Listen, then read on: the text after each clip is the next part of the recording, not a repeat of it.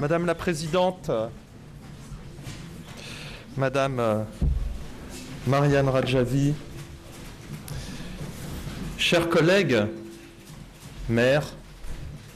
Monsieur le coprésident Jean-François Le Garret, chers voisins et collègues,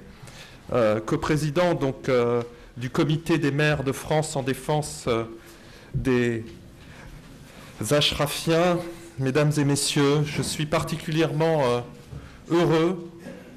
en tant que maire du 2e arrondissement, de vous accueillir ici, dans cette mairie de Paris, pour renouveler le soutien des élus français au combat du peuple iranien pour la liberté et les droits de l'homme. Le Comité des maires de France,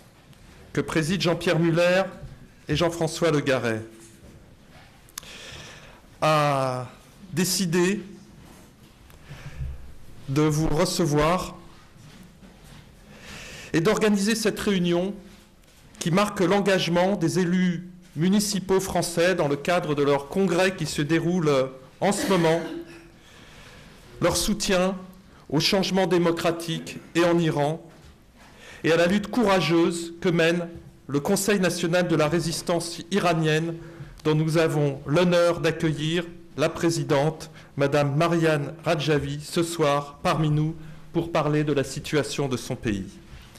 Nous voulons également renouveler notre profonde préoccupation quant à la sécurité et la santé de plus de 2700 opposants iraniens réfugiés au camp de Liberty en Irak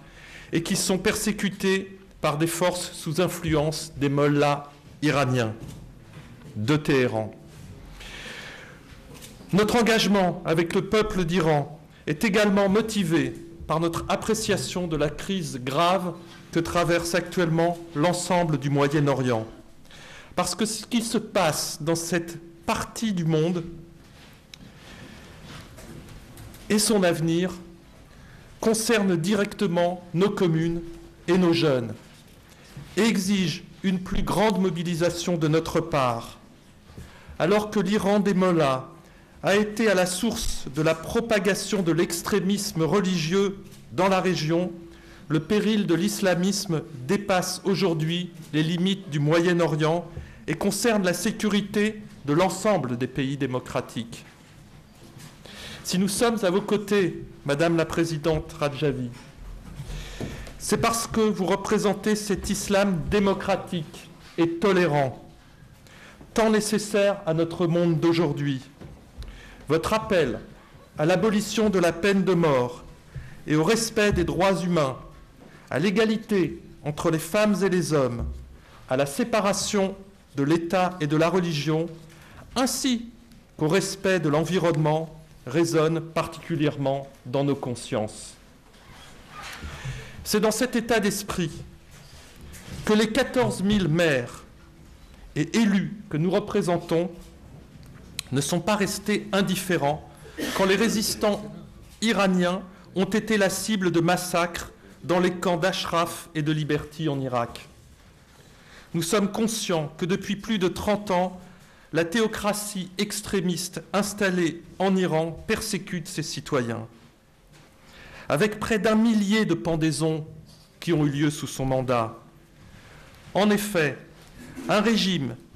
qui manque d'une totale légitimité et politique idéologique n'a même pas été capable de ménager son image et de se donner un semblant de modération, ne serait-ce que le temps des négociations qu'il a entreprises avec la communauté internationale sur son programme nucléaire. Négociations qui, comme vous le savez, viennent d'échouer en raison principalement de l'intransigeance du régime iranien. Mais heureusement, face à tant d'horreurs, il existe une résistance qui mérite notre estime, notre respect et notre soutien. D'autant plus que, vous le savez, la justice française vient de reconnaître le mouvement de résistance iranien